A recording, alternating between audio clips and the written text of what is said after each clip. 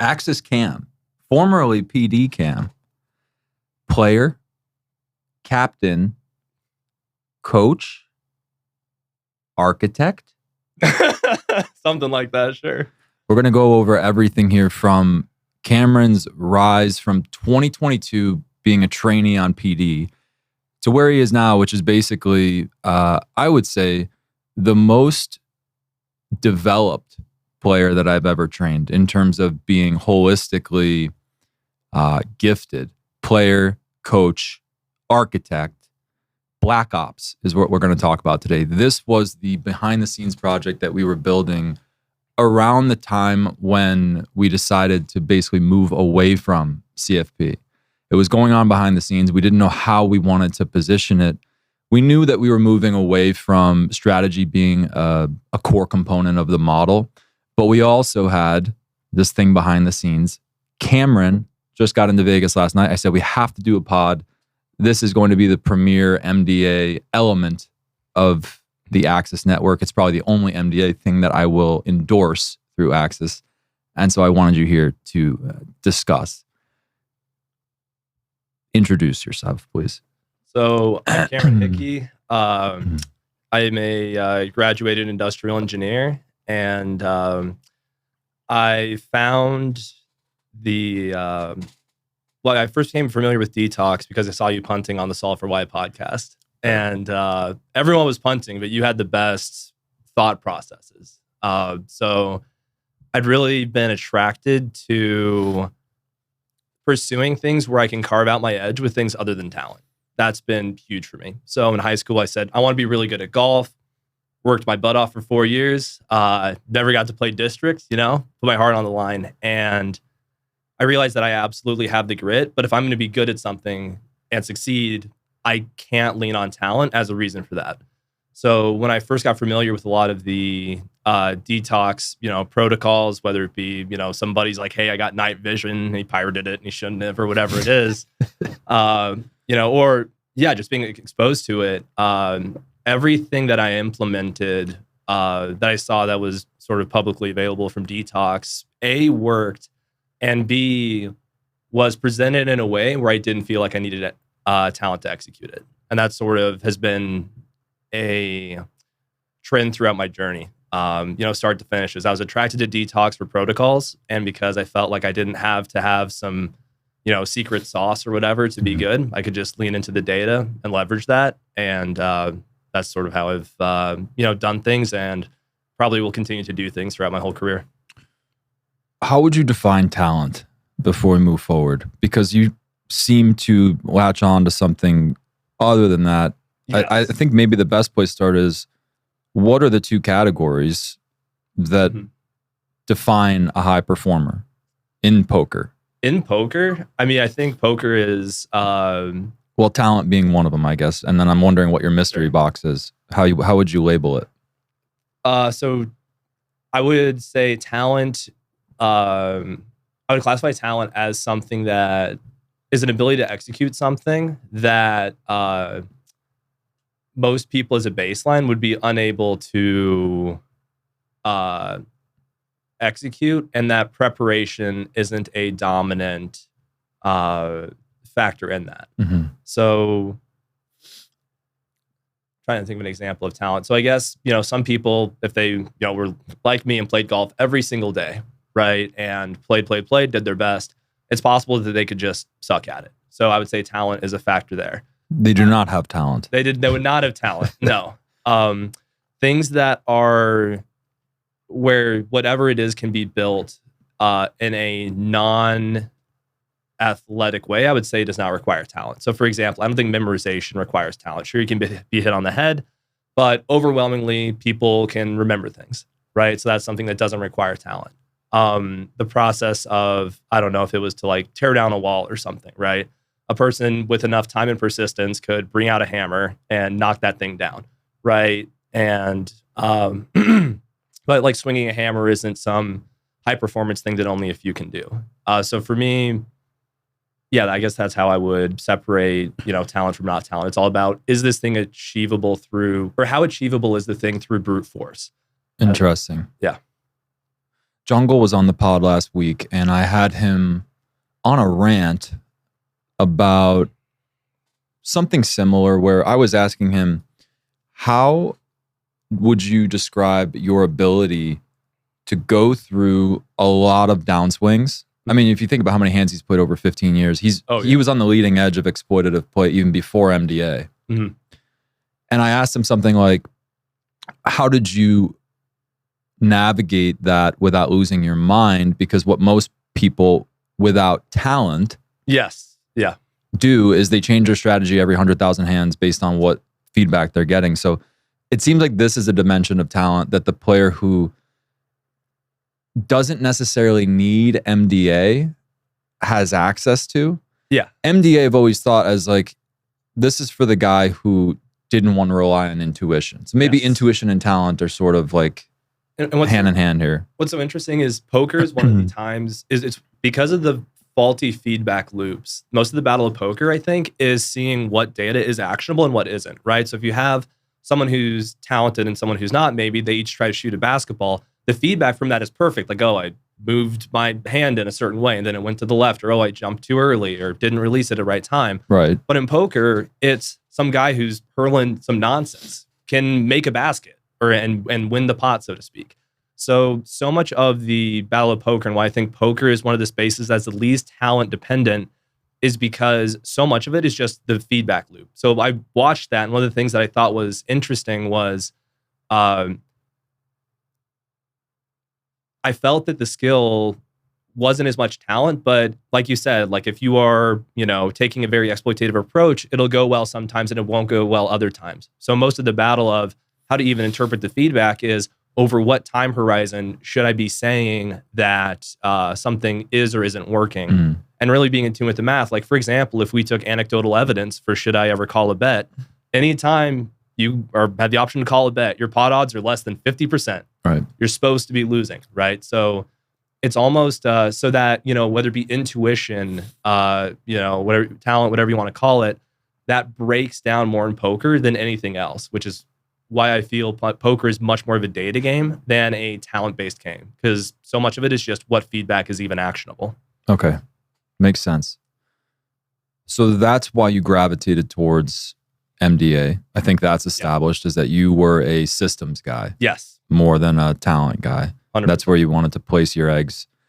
And I guess that connects to what you were doing at the time where you decided to make the full transition. I mean, it wasn't very easy for you at first to decide what you wanted to do, I don't think. No, it wasn't. So I applied to Detox before I had gainful employment, my first job as a graduated engineer. And then I started to have to travel for work. So I was working like 60-hour weeks. And then I get the message back from Detox. And it's like, hey, this is going to be a 40-hour, or not 40-hour, much more than that.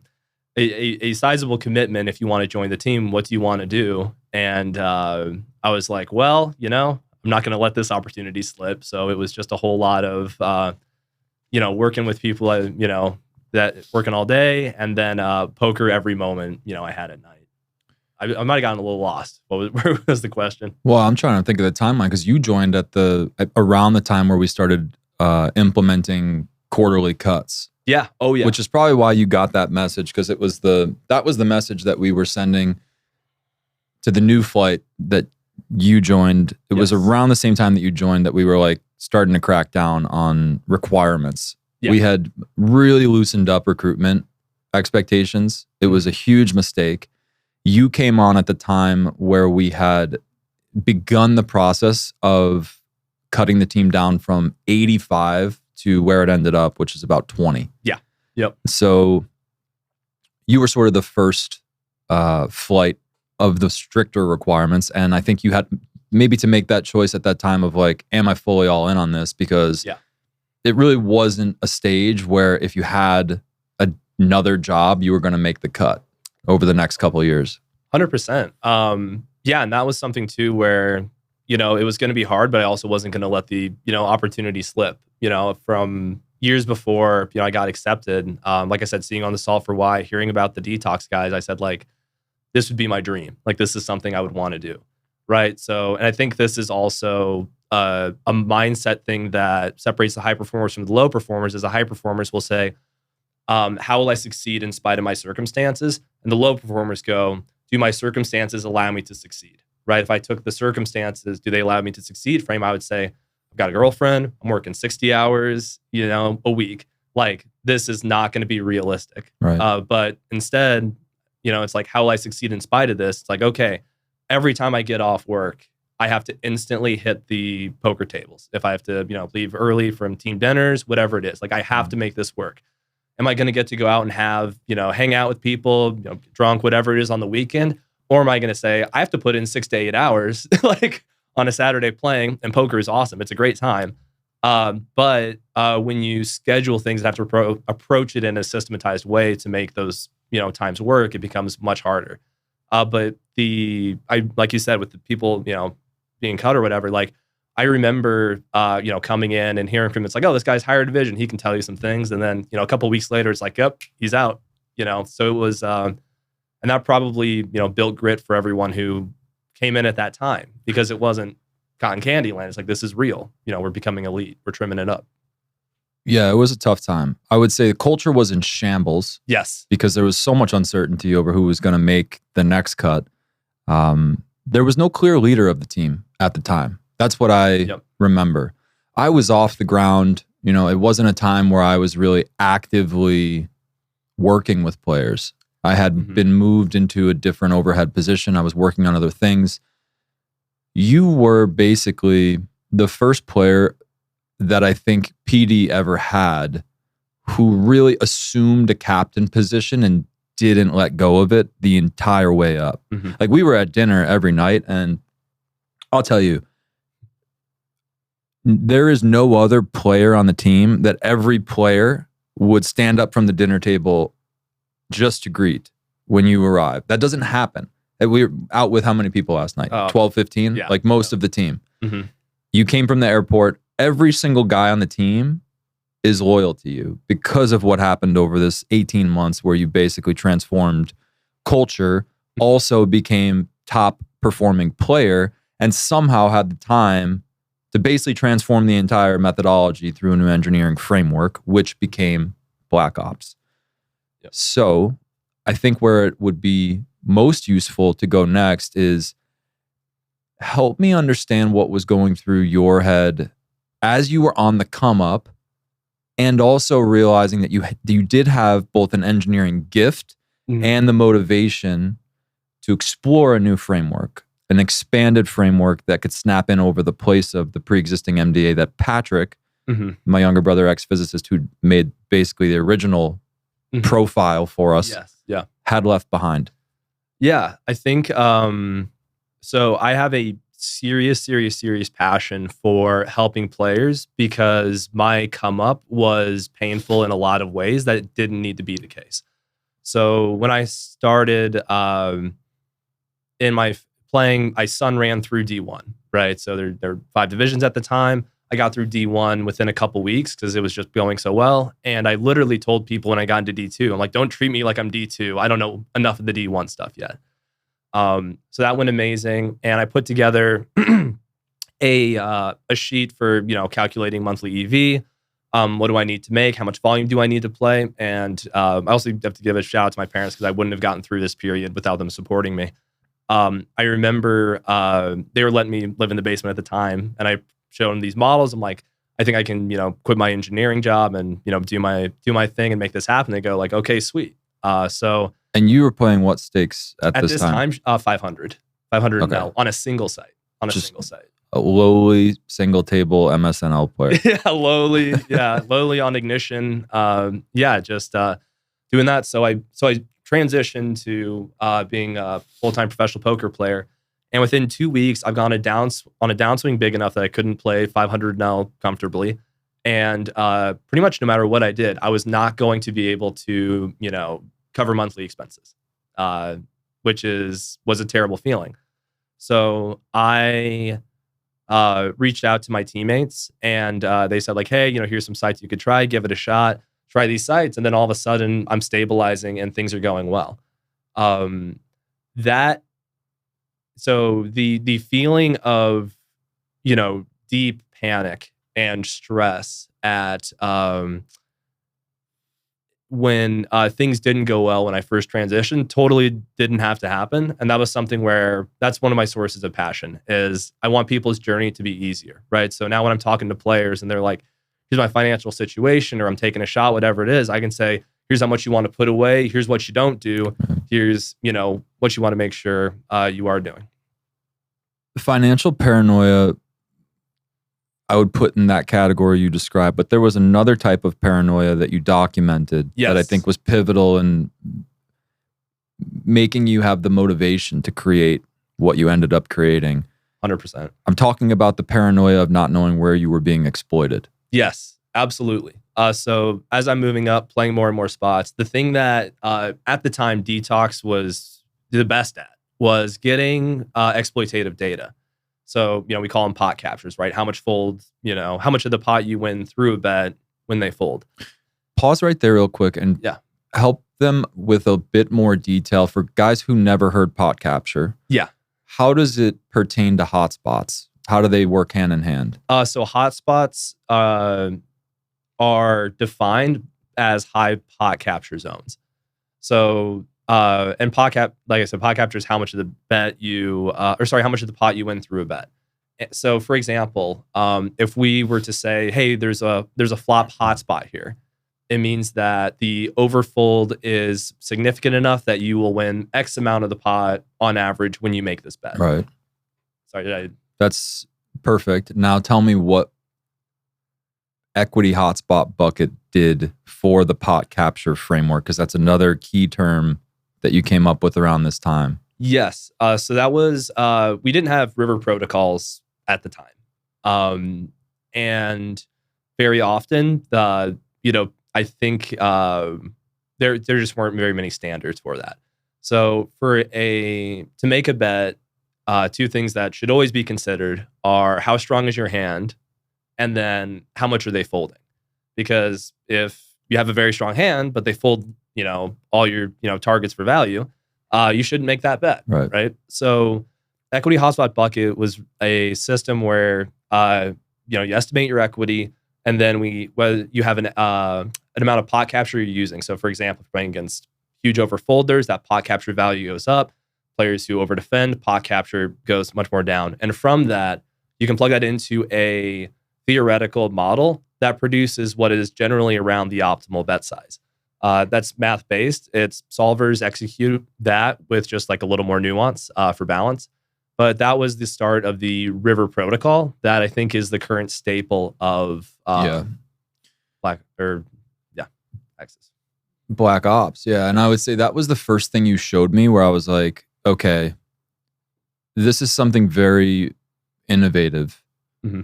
That the reason it was compelling to me is because you expressed it in such a principled way that it reminded me of Marinelli first. It was like, this is the way that a player talks when he understands things like these players who I know have become. So I was seeing like really strong correlation with some of the ways that your brain was working around the game. You were also able to translate it in a way that I hadn't really been able to see anybody except maybe Patrick. I think Marinelli had dove into some, engineering. Yeah. But he never really presented, a full framework like you were starting to present. And I was like, at that time, I was like, this is very different. Player, coach, and engineer never had seen all three in one character. So tell us more about how it started to scale. I mean, now when I greenlit equity hotspot buckets. Yes. Yeah. I remember that was sort of like the moment where I kind of went all in my head that like we were going to transform the methodology in this way. There was a lot of initial positive feedback from the players that said like, we feel like this framework is a real solution to a problem that has not been addressed by the methodology. Go into a bit more detail of what was the unique problem being solved around this time that caused you to keep innovating on it? So there were two. problems. The first problem was accountability, because the way most people approach rivers, and if you don't have standards, it's chaos. And I call it the streamer special, where people will name a part of range, synapses fire, and then they have some action that happens in their head. Give me an example. So there was a hand that was played with one of the members of Black Ops. And this player found an imposition turn jam with a shitty flush draw. And in that spot, an addition equity hotspot bucket, I call hand clasp, exploit bucket. So for this player in position to jam here with this hand, it was not good compared to the sim. Your removal is absolutely horrible. You block all the bluffs. You're going to be ripping a draw into an over-defended zone. Not good. So when this player was asked why he did that, he said, well, I felt like I was going to have bad removal on the river. But the zone we were headed to had, on average, 44% pot capture, when the threshold to where removal matters is 15. Okay. Right? So, this player is thinking about a lot of things, and he may even be thinking about the right things, but if it's not in a consistent order, that's a big problem. So on river with equity hotspot bucket, it's the first thing is your equity, right? So you say, how much equity do I think you have? And that on its own is evaluatable, right? So if you misestimate your equity, but execute the rest of the system perfectly, you've isolated your problem to, I need to drill my equity more or study the equity more. Right. Or say you get that right, but you say like, well, I thought there was a huge hotspot, but there was no hotspot at all. It's like, okay, I need to study this other thing. And if you have those pieces together and you arrive at the wrong decision, then you have a systems issue. So the idea is that by looking, whenever you're in a spot, if you look at the same things in the same order and you make sure you hit those things, you can be accountable to where you fail. And then you won't experience what I experienced, which is, how the hell did I make a 30 big blind, error on this river? I mean, I guess my instincts were off, and I can go, F myself. Like, so it was, how do I have systems on the river to where I can even improve? I actually didn't even know that was the driving force, but I love that. I didn't know that it was actually, that it started from isolating the breakdown in the decision-making process. Yep. But that's awesome, because that's the main thing that I have always, this may be the one thing that almost drove me away from wanting to continue to do even mindset consults, is that I didn't have a technical framework that I could point to. Yeah. Not as theoretical as what you created, where I could say like, oh, hey, like you clearly have a misunderstanding of the pot capture on the river. That's your issue here. Yeah. Without the knowledge of the technical landscape at the depth that you have it, I get blocked in mindset consults because I can't point to where the breakdown's actually occurring. Mm-hmm. I can spot logical contradictions, but what you created allows someone to basically walk you through a hand, and you could systematically identify, here is where your perception is out of alignment with reality. We need to drill this. 100%. And the guys we have are just incredible too. The way teaching it goes, it's always very similar. So they'll, I'll start working with someone on it. And then I'll say, here's what I need you to send me when you're looking at river spots. I need you to send me the sim, what you estimated your equity to be, what it is in reality, what the hotspot is, that you were using in game, what it is in reality, and then how you bucketed it together. And the first 2 weeks, it's me correcting the format. And then the next couple weeks is them sending me it formatted correctly. And they're like, but did I get the right answer? And it's like, I go, yes, you did for 2 weeks. And then after that, they don't need me anymore because all the pieces are there. They just have to assemble them, which is awesome. It's the first system that I noticed was allowing a player to change his behavior to the same stimulus at a faster rate that I had ever seen. And that was the definition that I used for intelligence on the Jungle Man pod. It's so systematic in that way that nothing slips through the cracks. What's really cool too, and this is one of my favorite things, is players will say things like, oh, well, I had a timing tell, and I know this thing about this guy and this and that. And they're like, your system doesn't allow for it. And it's like, well, what you do is you take something that might be like white magic, and then you make it a accountable principle. So for example, let's say that you are on a river, right? And you say like, okay, I think this guy's looking me up light. How would you adjust your model. You would say, well, if he's calling me more, I have less pot capture. So now you can say, well, how much less is he calling me? It's like, well, I guess he's calling me maybe like, probably make 10%, 15% less of the pot. It's like, okay, cool. You can pip up a size for your hand with 85% equity. And now you've taken something that is like, well, I had a read. You've plugged it into a completely accountable system. And then when you're holding yourself accountable, you can't prove it was a 15% reduction. But what you can prove and look at is, did I estimate my equity right? Did I execute this exploit in a mathematically grounded way? So even when you have those cool things, like whether it be timing tells or things that are tougher to quantify, you can live tells, perhaps. Yeah, absolutely, absolutely. No, it's really interesting that you're mentioning extrapolation, calibration. I think Pat used to kind of use them hand in hand, but like where I have seen players break down is their ability to hold an assumption and ground it in a calibrated way. Like some guys are more comfortable with doing it than others. I think it's a self-trust thing that maybe it is talent in a way, but like you have to be able to assert, I am willing to move the dial this much based on this assumption. Yes, and I think that this is also where the systems are huge. So there is, I don't know if there's a scientific term for it, but I call it like compounding uncertainty. So let's say you are 80% sure in a read that like, oh, this guy's kind of weak. And then it's like, well, and then I feel like on the flop, he would have, check raised this hand. So he probably doesn't have that. And you're 80% sure of that. Eventually, if you get down to enough assumptions, the probability that your thesis is correct is like zilch, right? Because you have those compounding things.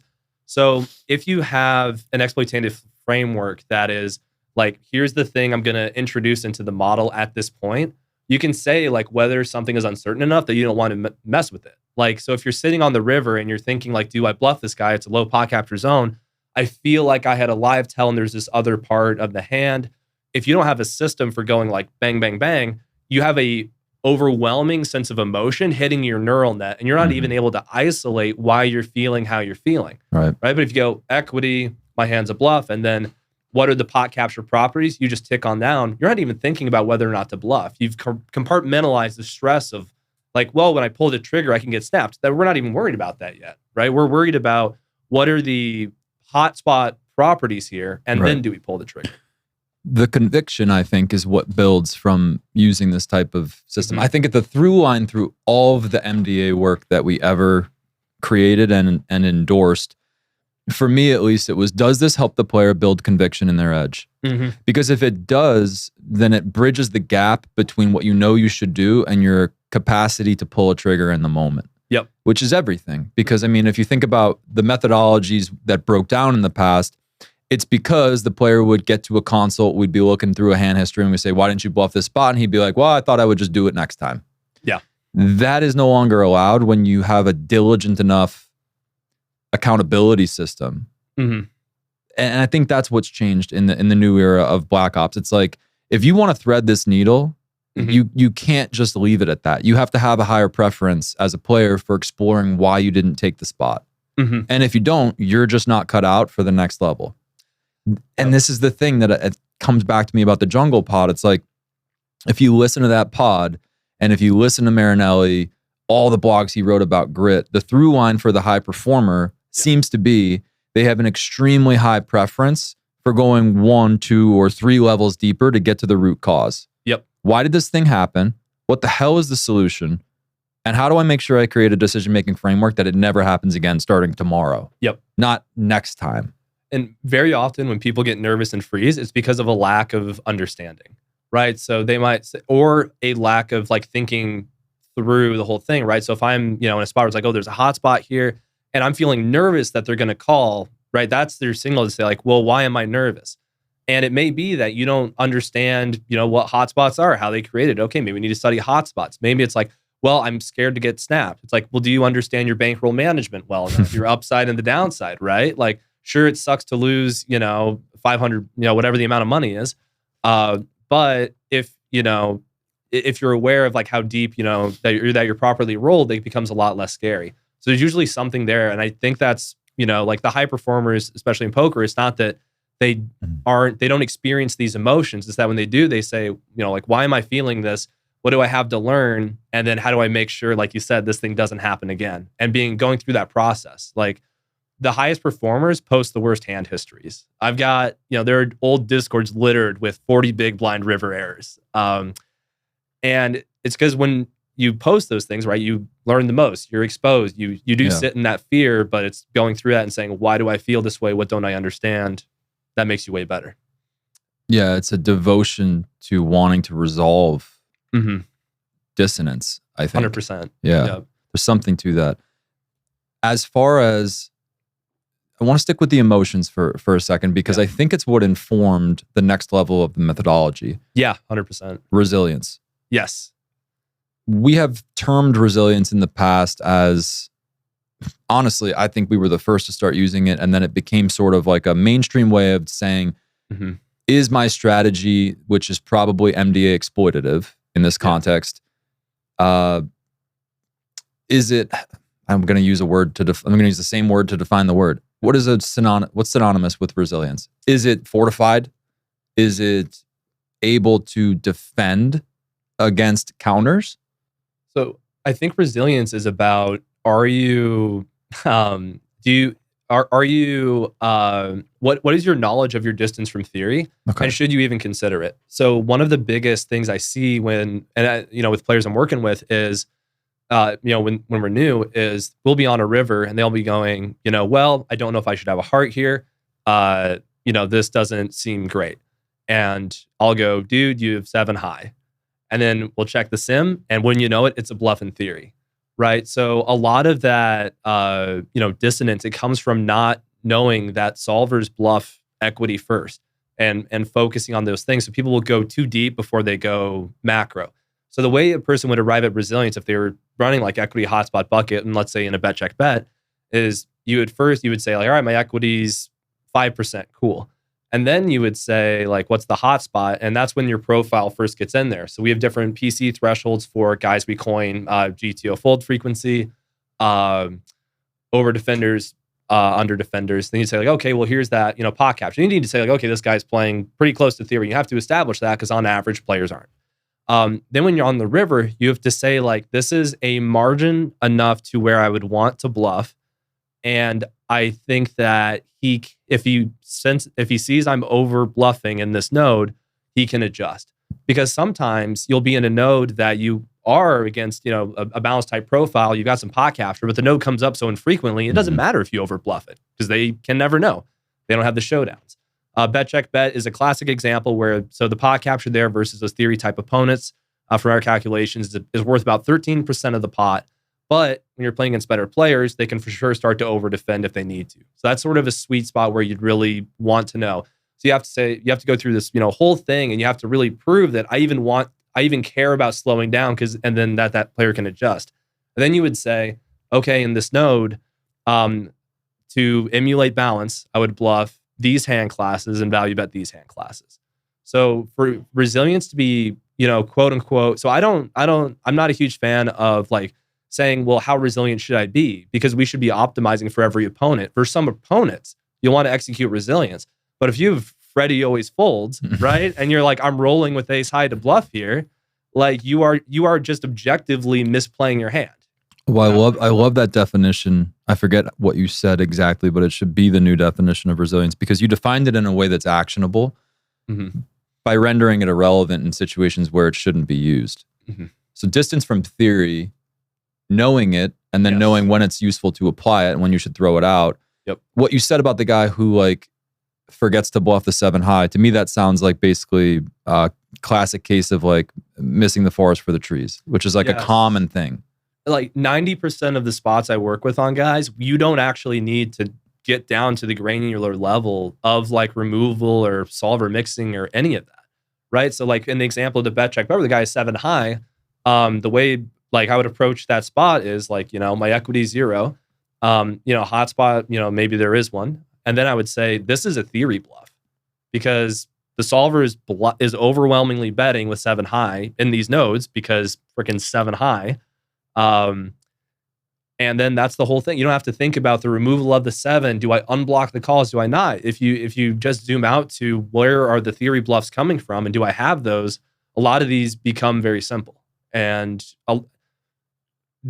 one of the most pushback I get early on are players who feel like they're not being smart by executing this. And being a smart player for me isn't about how much you think about, it's how little. It's, am I thinking about the right things? Am I wasting time? Am I going down rabbit holes that don't accrue EV? Right. You know, like for example, if there's a spot where you can, this is one of my favorite examples. The EV regret for button versus big blind, bet, check, range check is 0.6%. I could spend time studying overbet textures, ace, king, two, two-tone. Like, let's start overbet and let's get crazy or whatever. But I know that it cost me 0.6% of the pot to play my flop range completely perfectly. And in addition, time equity is a big deal. I can look at other tables. So I choose to c-bet small, not because I can't c-bet big and don't know about it, but because I feel so sure of myself and I'm so confident in my simple systems that I don't care who's tagging me a bad reg. I know the numbers. I know how I'm playing my range perfectly, and I'm going to do that. Same thing for the river, right? So if you aren't thinking about removal in the majority of river spots, because a lot of them don't come down to that, you're not thinking about it, not because you're dumb, but because you're so smart, you don't need to. Do you think that the neurotic tendency, which is what I would classify it as, to be thinking about things like minor removal when trying to arrive at the proper decision on the river, is it because people have conviction that it's true and that it's correct? Or do you think it's more just a defense mechanism that they use in a moment where they really don't know what the hell they should be thinking about, and it sounds good to them, so they think, I'll just think this? Or like you hear it in the hand history consults a lot. If you aren't accountable, you always feel good. Where does it come from, though? Did they hear it? Did it? I think it comes from the amount of misinformation and the fact that people don't talk about it that much. Like when people talk about like going over hands online, and I've had plenty of students send me stuff from things posted from other coaches, stables, or streamers. Love the streamers. There was one video I saw that I thought was really that sort of said to me, like, this is what I think is wrong with the way most people study. Do tell. It was a spot where, and this video was like 30 minutes, and they spent the majority of the time looking at a spot where the sim found it was 4-bet pot. They were 4-bet pot out of position pre-flop caller, maybe they were 4-bet pot out of PFR. All I know is they found a turn donk jam in a 4-bet pot. And when I saw that, my first instinct was, I'm pretty sure that if you remove this node from your game tree, that there is almost no EV regret. And out of tilt, I ran a sim, and wouldn't you know it, the number was pretty close to 0. So I think when people think about like their game, they like a lot of guys love the feeling of exploring and feeling smart. And I think the way that people are focused on feeling smart isn't conducive to building out your game. So for example, if I'm building out my 4-bet, pot strategy, I'm saying, how many nodes can I remove? Oh, I can get rid of turn donks and it costs me nothing. Sweet. My tree's that much simpler. What if I just played, check raise, all in or check? That costs me nothing. Sweet. And all of a sudden, my efficiency with studying is going to outperform other people's because I only have to study and lock in a couple of nodes. And these guys, are still studying last week's formation. It starts to look very beta when you and I mean this in the most humble way, but there is a level of consciousness that you can arrive at in poker where the things that people are doing look very silly. Yeah. And they think it's smart. And it looks like insecurity at that stage, because what the humble poker pioneer is doing is they're on a journey of negation, like you said. Yep. And there's a point where you're basing out, like your consciousness is literally basing and emptying itself out of all unnecessary assumption and any clutter that makes you feel slightly cooler or smarter in the moment. It's a process of complete ego obliteration on the way to, I would say, resilience in the way you described it. It's not balance. Resilience is a multi-dimensional form of optimal. Yeah. Where Yes. optimal would be described as basically doing the right thing at the right time based on assumptions that you are willing to back in a way that ends up being principled, hopefully. 100%. And I think like so much of poker, and this is where, like I said, I never want to carve out my edge through talent. I've carved out, almost all of my edge through leveraging the data tools that, you guys provided, and then also building my own. A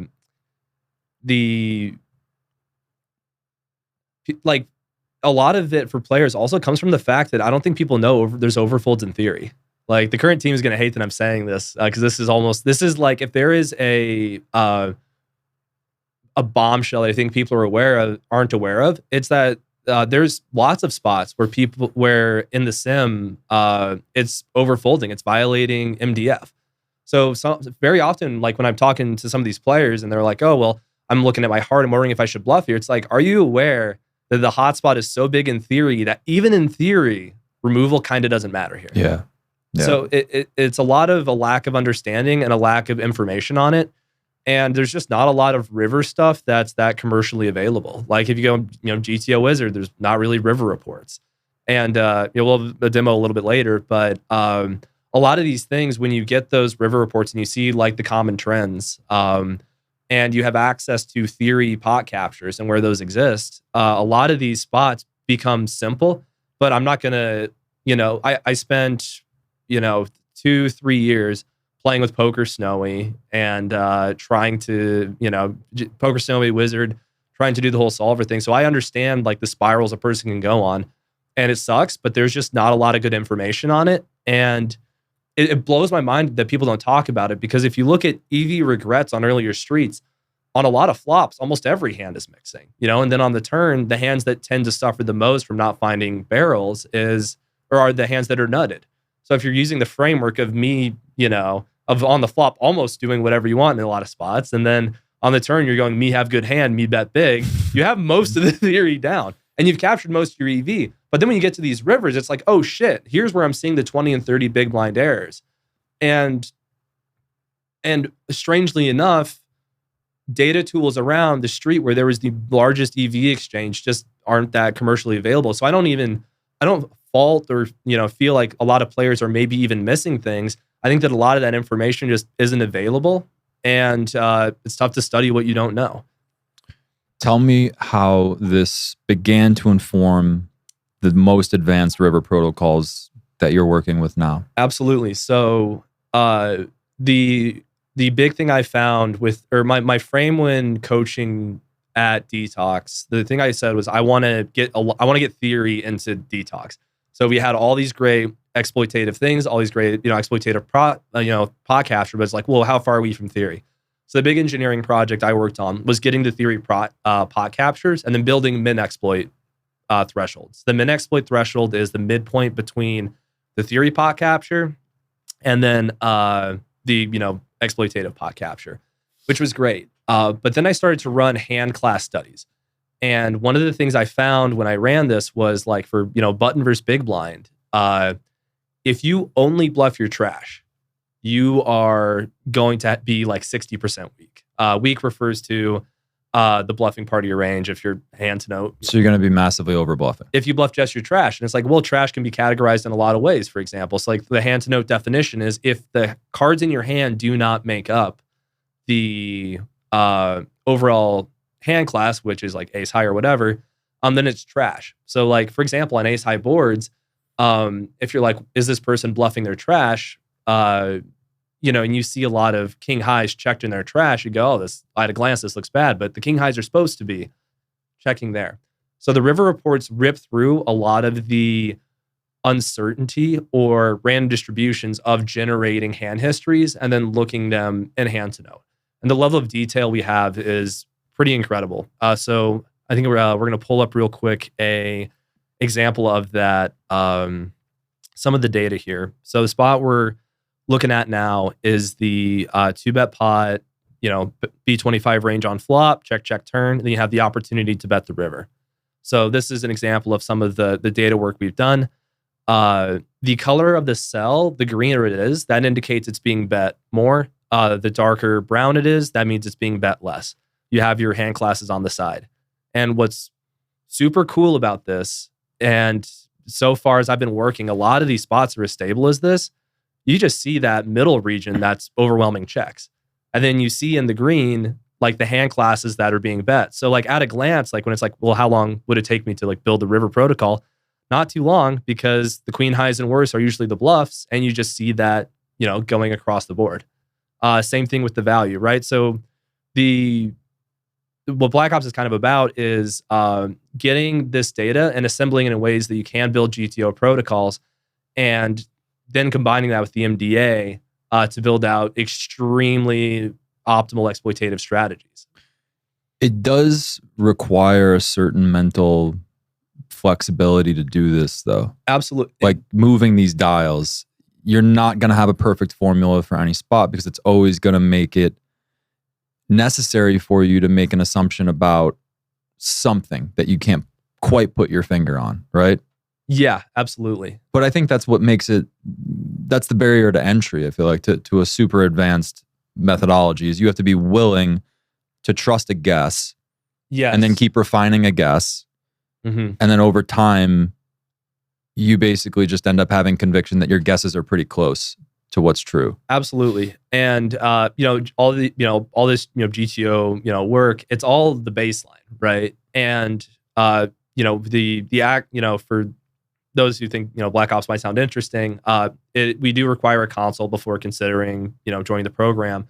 The reason for that is because if you aren't great at putting those assumptions into super accountable parts of the formula, it's not going to be great, right? So let's say that and the on an unpaired board that isn't 4 flush or 4 straight, and you're in a bet check bet, top pair is, this is the baseline. It's always going to be a value bet. And then there's some times where you can bet second pair.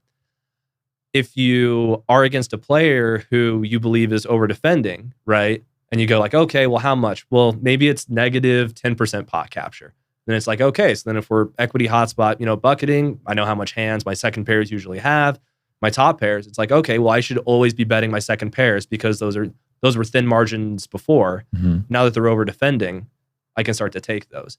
So, the goal is to make as much money as possible. And someone who isn't good at adjusting thresholds, right? I mean, if you come in and you have, your GTO baseline, you'll be doing fine. You'll be making money. And that's fine. But if you're the guy who knows how to dial it back, right, versus those guys who you really do need to use a theoretically, grounded approach on, and then you can still find the guys who are, you have an extra 25% pot capture compared to theory, and know which hands to bluff. I mean, that's just worth so much. So like, as an example, I said, as I mentioned, in a bet check bet, if you bluff all your trash, you're going to be over bluffing by a lot.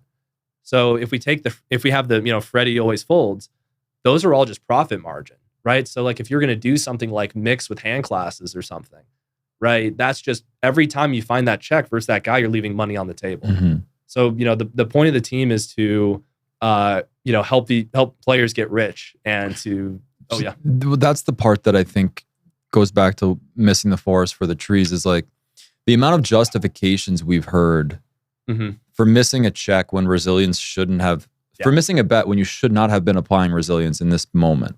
Mm-hmm. That, I think, is the skill that someone who is able to authorize calibration develops. Mm-hmm. You no longer look to an authority outside of your own judgment to declare, this is Freddie always folds. I'm not missing this bet. Yep. It's almost a lazy form of external referencing in the moment. Like they're referencing a model that does not have any relevance in the moment. Yeah. And there's a laziness there that, like, the high performer who has trained himself to keep reviving consciousness in that moment. It really is like a revival of consciousness, because if you don't do it, you're going to slip back into whatever rusty framework you came in with, which is not going to allow you to move around that threshold. You mentioned that word. It's been a huge word in the development of the method the whole way through. Equity thresholds. Yes. A player who can navigate a threshold when a dial shifts, a player who knows how the incentive of his hand changes if you move one thing is a player who I'd say is fluent. Yes. And a big part of that too is the understanding that EV is on a spectrum, right? So it's not about being perfect. It's about seeing where you fall within these ballparks and then being comfortable with shifting in ways that, being comfortable in shifting different ways, sort of knowing that. Would you say, I think this is an easier framework for people to understand coming in.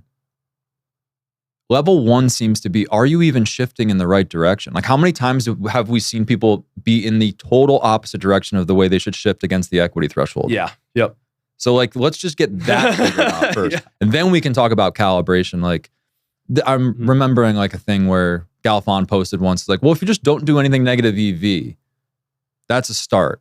And what he meant is absolute negative EV. Yeah. And then we can start talking about what's relatively superior in terms of positive EV strategic options. Yeah. But this is sort of what like I think Black Ops is all about, is like we need to make sure you don't have any drastic distortions. Yes. First. 100%. And once you get there, we can move into sort of like what advanced level Black Ops is like, let's start to refine calibration. Yes. Now that you're headed in the right direction. What the audience doesn't know about what you and I do behind the scenes, I mean, I think we've gotten pretty close in a weird way. We have a relationship that I don't have with anybody else in the sense that we fought through a very, very difficult era with saving the company, 100%. basically, all the way up to, transitioning and folding PD into Axis.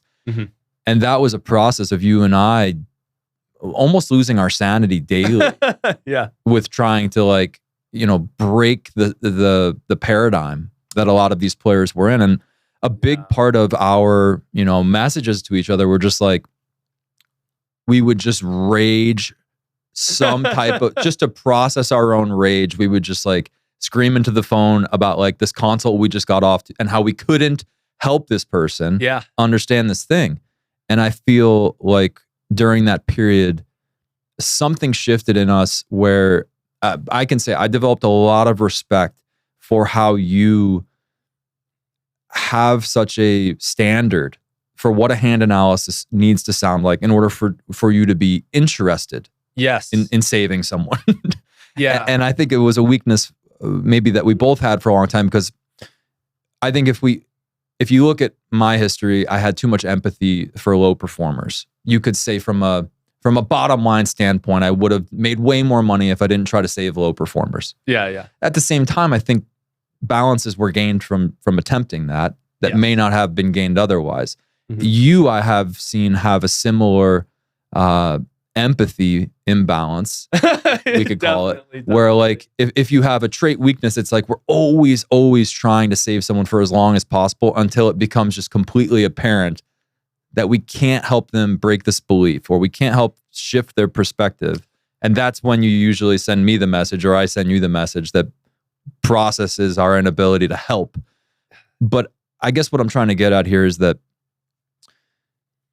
the way that we have come to analyze hands and the tolerance or the lack of tolerance that you and I both have for an assumption entering a hand history with no accountability around it, it will cut the hand history off in mid-flight these days. Like the Black Ops is a space where if Cam and I are in a consult and someone says some bullshit, they don't get to finish the sentence. Nope. We're going to just stop right there and make sure that you're reflected on that assumption. And we'll get to the bottom of it. It doesn't have to be sort of a harsh thing. It's just like what I respect about this program more than anything else that you've built is that we've managed to come full circle from trying to save people and really trying to go deep on helping them in any way we can, to becoming maybe more mature and saying like, the way we're going to help you the best is if we don't even let you finish your sentence here, because we need to focus on this thing. So let's not waste anyone's time, because I think you want the same thing we do, and we know how to get you there faster than you understand. If a person's willing to surrender their ego to that type of container, which is what I think Black Ops sort of is, it's like an energetic container where shit just doesn't fly. And if you want to learn quickly, you have to address the distortions in your framework. 100%. Head on. Mm-hmm. So I guess that sort of brings us to the point where it may be worth just talking a bit about how this has become more of a culture than ever before. Like the standard that we hold ourselves to with hand history analysis, when we discuss it, it's like its own, it's something I've never really seen publicly. It certainly doesn't float around in forums. Yeah. It is ruthless, but it comes from an extremely compassionate place, which is interesting because I think it's the highest balance. Like somehow you have managed to develop yourself in within 2 years into someone who can have a ruthlessly loving conversation around a hand in a way that moves someone to the better perspective as swiftly as possible. Yep. So I think the core of what makes and this was all I didn't like intuit this. This is what I was taught in engineering school. It's called the null hypothesis. So the idea is that if you think something might be true, in conducting your scientific look at it, you take the opposite stance and you have to prove that the opposite stance could not be. So for example, if you see someone, they bluff you, right? And you're like, this guy always bluffs. And it's like, okay, well, let's try to prove that, they always bluff. And it's like, okay, well, sample size of 1, it cannot converge, right? And then it's like, okay, I'm not going to say this guy's over bluffing it. Now, if the guy, you get a showdown, he bluffs 5 times in a row, you could say, well, the vacuum probability of that is, unbelievably low. If I were to try to prove that this guy isn't over bluffing, that's not really going to work. And so it's all about falsifiability. So when a guy says, I think this block is going to be, middle pairs, it's like, cool. Can we prove that? And then it's like, no. And it's like, okay, so we can't take things we can't prove. Right. Our projection, this is a great example. So I was in hand with a student, and the way it went was like flop, check, check. I probed the turn small. He raised me. I jammed with value. He called. And then I instantly got a DM, and he goes, how could you have value there? Like you said, if you have hands with these equities, you overbet them. And I was like, that's true. But when SPR is more than 3, you can bet other sizes. And he goes, you never told us that. And I was like, I didn't. and then I had to, then the next call I booked was like, all right, this is a thing you can do. I thought this was, everyone just knew this, but obviously I never communicated. Right. So he had written documentation of exactly how I approach the river. I do what I teach. He had documents. He had worked with me, right? And then he still, right, his assumptions were still off. I don't know how a person can get more informed than that player in that spot, and it was still off. So if you're like, this guy's got X, and if I've seen examples of guys who have downloaded copies of my strategy, misassess what I'm doing, it's pretty, that's the type of standard, right? Like if you're saying like, what can we prove? What can't we? Like the falsifiability, you'd be amazed at how many data points you can't consider when you say, how can I prove this thing's real? Because most things just break down. Like there's not enough sample. I mean, I do player-specific exploits. I am shocked by how little I can figure out about players because the sample sizes aren't there. And if I'm using, the null hypothesis, which is a scientific standard for checking hypotheses, so much breaks down. And then I have to zoom out if I'm going to do exploitative work on guys. I think we covered everything in terms of how important the high preference for scientific decision-making framework is. Yes. We've talked about how it impacted the culture and weeding the culture down to the people who have this preference. Yeah. Let's finish with a bit more detail on who this is for exactly in terms of what type of opponent profiles you're looking to win more money from. Because I think what you do, what you have is comprehensive. Yes. It encapsulates all of the fish profile and standard reg profile stuff that we had in the past with a more adaptable framework for it. But specifically, working against tougher opponents, I think, is one of the real strengths of this course. And I want you to do it its justice by discussing it just a little bit. Appreciate that. The thing we found when we started doing Equity Hotspot Bucket was that people played theory like shit. that was the biggest thing we saw, was a lot of these guys who were like, these are some of the good regs. We'd see the times they'd slow down and we'd go, that seems horrible in theory and in practice. So the biggest benefit of Black Ops is being able to see when guys are actually imbalanced. Where do the bluffs come from? Are these guys, bluffing equity first? What are they doing? So the ability to exploit is crazy. Because for me, the easiest part of the Black Ops is seeing what the theory is. Like if I had, and we'll pull it up here. We got a protocol for the bet check bet. Like if you accept on ace high boards, there would be the threshold to be queen high. But if you bluff like king high and worse, you'll be over bluffing slightly, and you'll fly completely under the radar. If you want to be, super close to balance, you just drag it down a pip, and then all of a sudden you're right as rain. The GTO emulation is one of the easiest parts of this. I think the most valuable thing is being able to see what theory even looks like. Because a lot of the best, I coach, guys who play up to 5K and stuff. And I've been working with a lot of new guys, and you would be shocked at how a lot of these guys don't have a clue how the theory looks. And that's where the majority of anxiety comes from.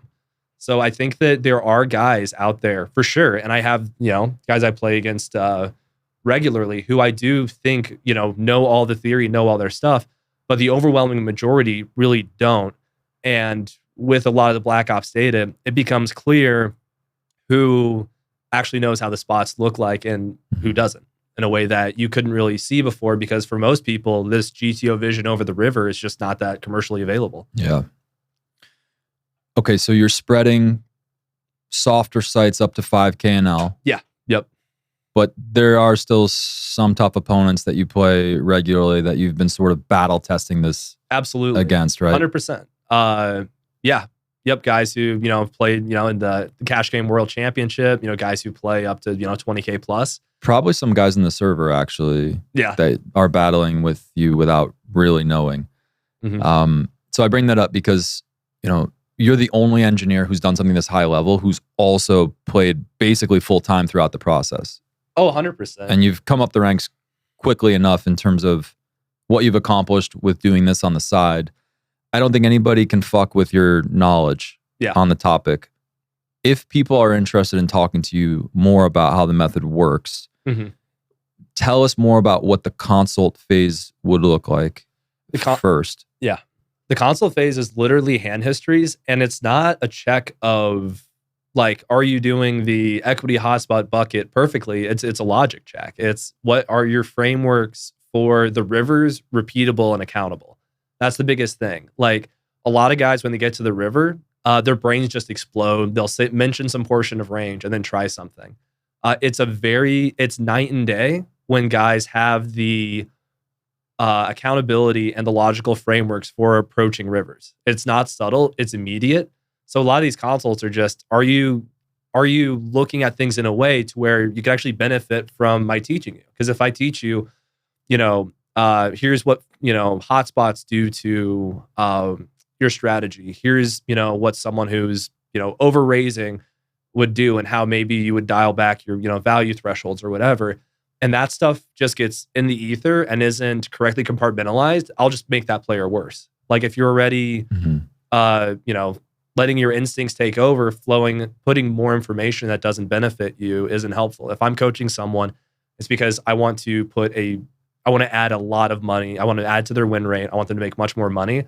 So really what the consult is about, it's not even hey, are you good enough? It's, are you mentally in a place to where I, as your coach, would actually feel like I can bring value. But if you're not thinking about things in a logically consistent way, everything I do won't help you and it might make you worse. So this is going to be a phone consult where you go over some hands, check out sort of where they're at. If they're not where you want them yet, how do we get them up to speed so that they do have a path to coming back? For sure. So you'll never leave a consult without knowing what the next step is, whether it's, hey, study equity hotspot bucket with people, hit up these guys, here's something that could help you. In the Axis server, say, hey, I'm trying to work on this stuff. Is anyone around? Like whatever it is, I will highlight to you exactly where the breakdown's occurring and exactly how to, get things back on track. And even with one of our students who's He's been doing very well. I think he's up to like Division 4 or something. He's just been crushing. We were talking through a hand, and he, when I brought the example of, oh, this guy's got third pair, he said that. And I was like, okay, how would you scientifically base that? And he goes, intuition. And it's like, all right, well, that's not going to work, and then he, replied back with a laughing face. But if you're honest about, where those things break down, that would also signal that you'd be a good fit. Like, it's not about being perfect. It's about, are you holding your thought processes accountable in a place where you can even, get better? I had a conversation with a student once who wasn't really utilizing that framework. And he goes, all right, I was playing this pot versus a fish. I flopped an amazing hand. There were a ton of draws, so I bet small.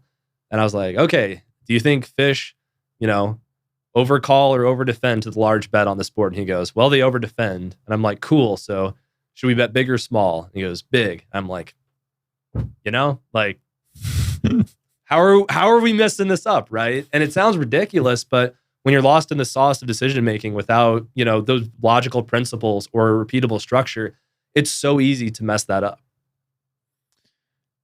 My guess says this is going to be a pretty small group. Yeah. You really go hard with culture with anyone you train. I think it's what makes you so effective, is that you are on the ground. We've seen other phases of our program where we didn't have coaches submerged daily. I mean, you're the type of guy that'll be on the group chat and Discord while you're grinding. Yeah. And somehow you manage to pull it off. So, and if it's all right, just like quick notes on the culture. So even if you have those things down, you still might not be a good fit for Black Ops. The goal of the container is for whatever that group is to be elite, to be making each other better, and to be making as much money as possible. So within the current culture of the team, we had guys who would battle in the same pools, and they would DM each other, hey, dude, you're overfolding the turn probe. Or, dude, how's your overbet looking? It's looking a bit weak. Like, these guys are reaching out to each other and helping them get better. So in order for everybody, for this container to be as productive as possible, to where people want to show up and play, where people want to study, where people want to collaborate, help each other make more money, it has to be perceived as a team game and really like a brotherhood of guys supporting each other.